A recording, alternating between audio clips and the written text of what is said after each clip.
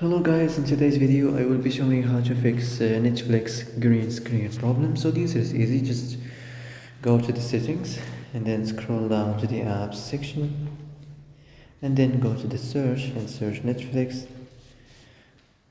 and then go to the storage, and here you will find this clear cache option. Click on it.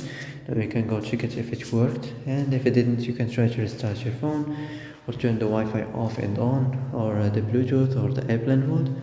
Also you can try to clear data, but be careful. If you clear data, all the Netflix data will be deleted. This includes all files, the settings, the accounts, the databases, etc.